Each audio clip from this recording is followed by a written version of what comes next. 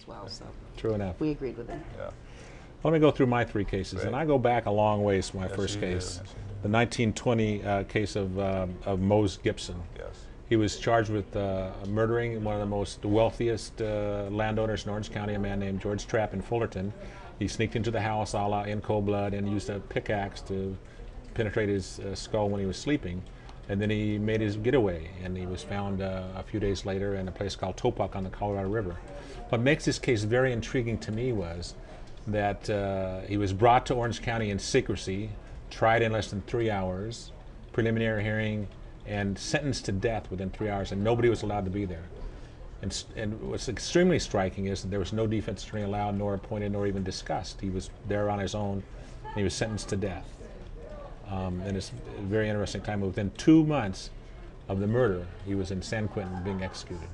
Something you'll never see happen today. We have murderers on death row that killed people in 1979, 30 years ago, that are they're still awaiting execution or the outcome of their appeal. I found that an extreme example of how the criminal justice system worked 80 years ago. Well, and that defendant obviously was African American, and how that played into it, I suppose there's something there. I'm a sort of a big critic of how long the appeal process takes, and this case seemed like things went a little too fast. Well, and of course, we're never going to know if it was a railroad case since he had no lawyer and he had no appeal. Exactly. That's true. Exactly. Justice was swift.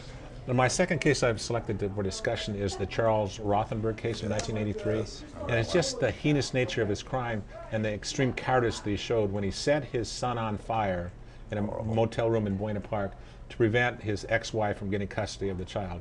And once the fire started, I mean, he told police later on that he was going to commit suicide, and that's what his whole deal was after promising to take his son to amusement parks in Orange County. Instead, he flees like a coward, running away from the scene, leaving his son, whom he had drugged and given a sleeping pill to burn to death. The son survived and was scarred for the rest of his life, and Mr. Rothenberg, fought his case in court. And what dumbfounded many of our readers was that he was only sentenced to 13 years, which was the maximum he could get in the time, and only served 7.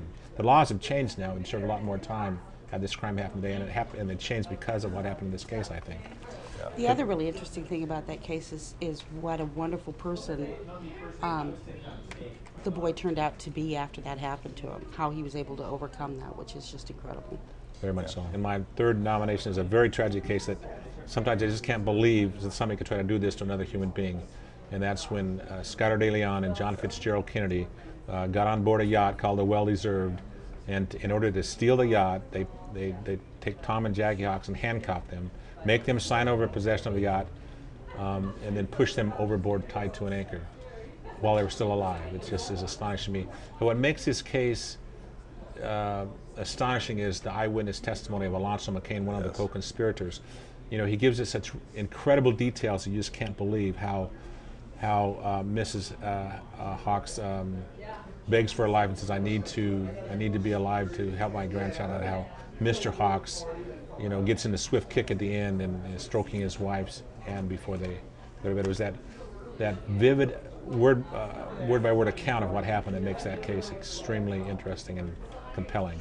I think any murder where the victim has time to realize they're dying or going to die, and then when they're actually dying, knows that they're dying, and that's what happened here, makes that murder just so horrible. And I'm very involved with this case on many different levels, but the things you described there and those last moment, this was in my top 5 list of cases for those reasons, and so I can see why you chose it. It's just a horrible case.